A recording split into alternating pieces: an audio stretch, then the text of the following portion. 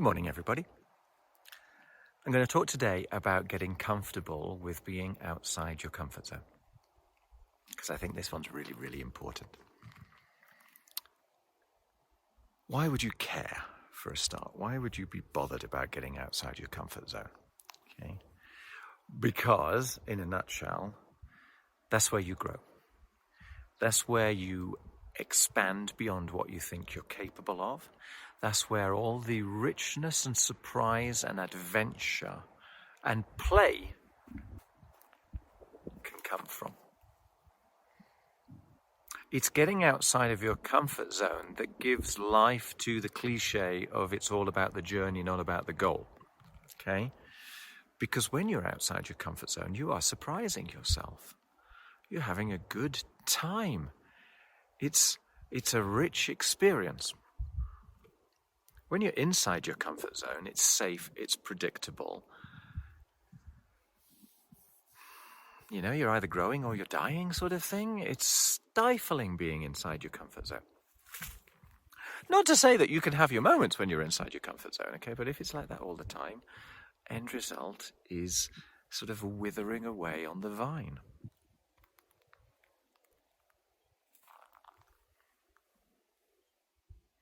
So how, if you want to make progress, do you get comfortable with being outside your comfort zone? And this is kind of on the cusp of that turning a should into a must, okay? So one of the ways that you can do it is just by finding some thing in life which has forced you to take action. You know, that's one way. So you will get into the uncomfortable zone if you have no choice. But I'm talking here about when you have a choice. So as with all these things, there's always two ways, right? There's carrot and stick. There's pain and pleasure. Let's go with pain first, because most people seem to respond more to stick than they do to carrot.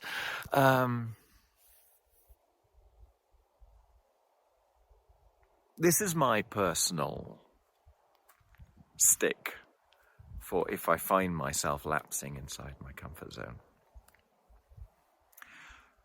Who am I to not be the best version of myself?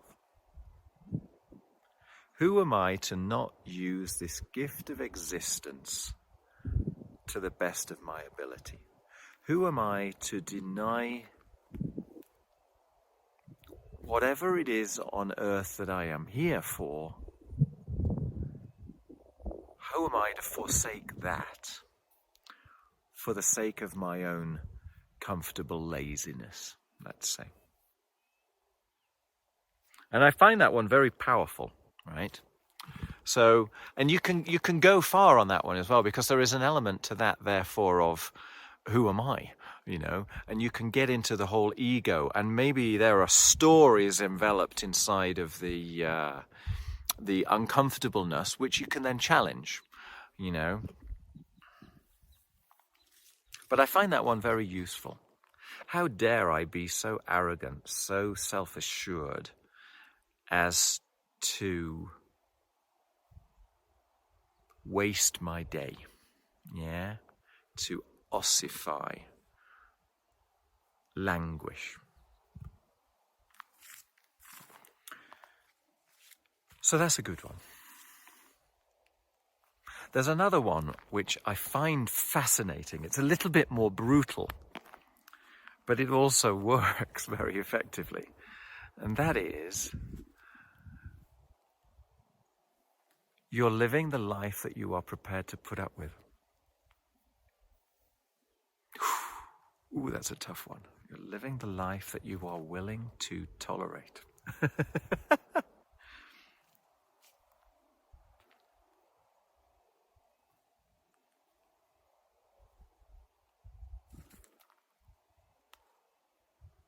So by conclusion,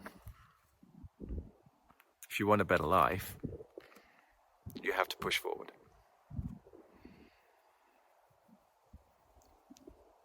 That's fantastically powerful. So there's a couple of stick approaches.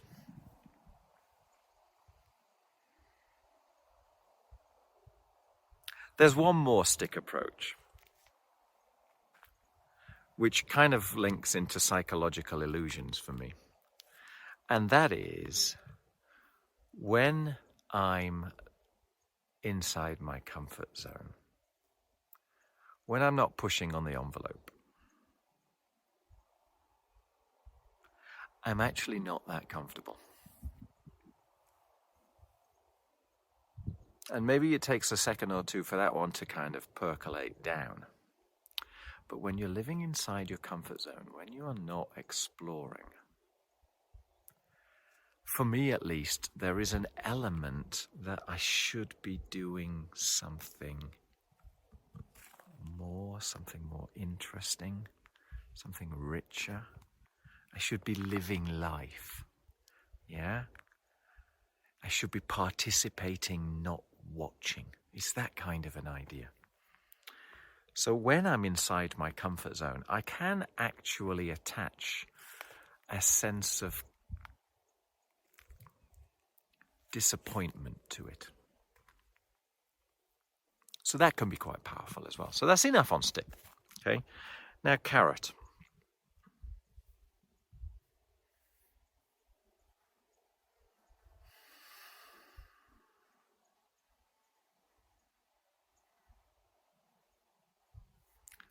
All the sense of adventure, all the sense of play, all the sense of curiosity, of joy even, of happiness, of stimulation, of fun, amusement, excitement. They all come from being outside of your comfort zone. They all come from throwing away your story about what you're capable of, or what the world is capable of, or how people might think about you, and just seeing what comes instead. And usually what happens is you kind of go, oh, it wasn't as bad as I thought. That was actually pretty good. You learn something new about yourself, or about the world, or about other people. It's all fascinating. So that's a good way to have a more interesting sense of adventure about pushing beyond your comfort zone. Another way of pushing beyond your comfort zone is that it is making progress. Okay? The best thing to do is to take action and that it works. The next best thing to do is to take action and it doesn't work, because even then you've made progress, you've learned what doesn't work, so you've got less things to go wrong in the future. The worst thing to do is to do nothing, because then you still don't know what works, what doesn't work, and you still haven't taken any progress. Okay, so there's also that idea of progressing down the journey of life to whatever it is that you want in the world. That can be quite interesting. I think it was William James that said, there is nothing so fatiguing in life as an unfinished task. And maybe you just apply that to sort of procrastination and work. But for me, I think you can apply that to pretty much everything. And so there is a certain satisfaction of having achieved goals, of having taken steps forward, having moved forward, having made progress.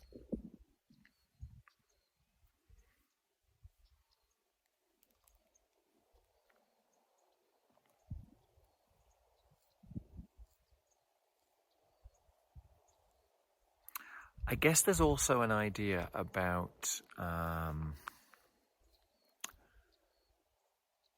this is going back to stick, actually. There's an idea about what might other people think, okay? If I get outside my comfort zone, maybe people will laugh at me. Maybe they will judge me. Now, for a start off, most people don't think about you anywhere near as much as you think they think about you. Secondly, the conclusions that they come to are basically their own conclusions. They based normally upon their expectations rather than on reality, and certainly based around the stories running inside their head, the rules, the policies, procedures running inside their head, and far, far less about you, right? You just happen to be a trigger that they needed in order to feel the way that they feel. So, so they're going to do what they're going to do. It's not particularly relevant because it's not really you. It's them playing out their role and coming to their conclusions based on their stories. And you only choose to allow that to affect you to the extent that you hand away your personal power. Okay? I mean, I know this idea that we are the average of our peer group, so maybe there is an element of, well, then, choose your peer group. But I think the whole idea is choosing what you consider to be important. And are you going to hand over your personal power to other, be that what it may, or are you going to embrace that and make a choice yourself and own it, take responsibility? Okay, we're back to the considered life. All things come back to the considered life, to taking responsibility, to choosing. So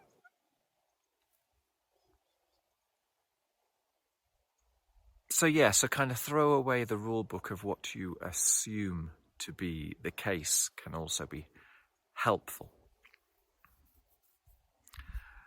But for me, really, it's that two-pronged approach of A, who on earth am I to not fulfill whatever it is that I'm supposed to be here for? So let's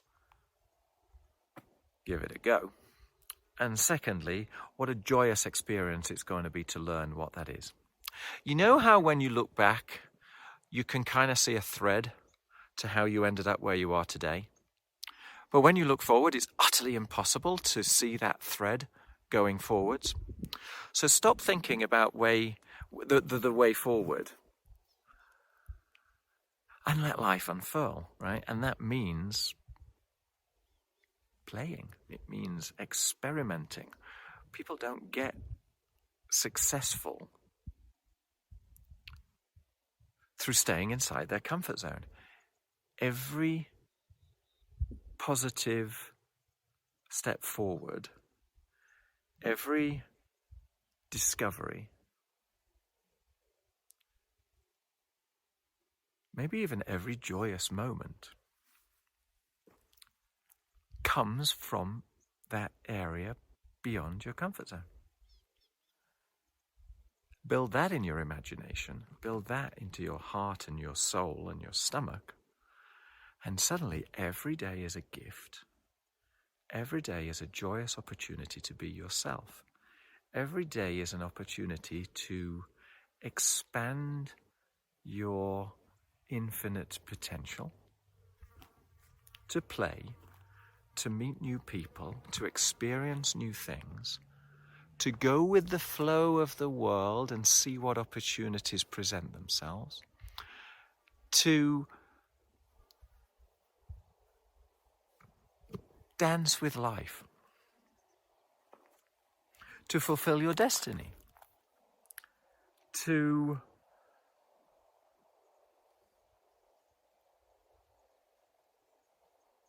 suck the marrow of existence, to live, to truly live, to be a participant rather than an observer. If you can attach a sense of joy and adventure and play to some of that and embed that, there's your motivation. Then if you can also attach some story to the, I don't understand the world enough and I must have a place in this world, so if I do, let's go and discover what it is, rather than hiding in the shadows. That can also be really powerful. And I urge you to consider that idea of we are living the life we are prepared to put up with. Oh, that's powerful. All right, I hope that's helpful. I've probably missed out a few others. But the idea basically is your uncomfortable zone is actually your fun zone. Yeah? And your comfortable zone is kind of your death zone. It's kind of your withering away zone. So yeah, it feels safe. But there's not much else going for it. You just end up getting what you got yesterday. I mean, if you happen to have a blissful existence, maybe it's sufficient to just get what you have yesterday. But it's not good enough for me.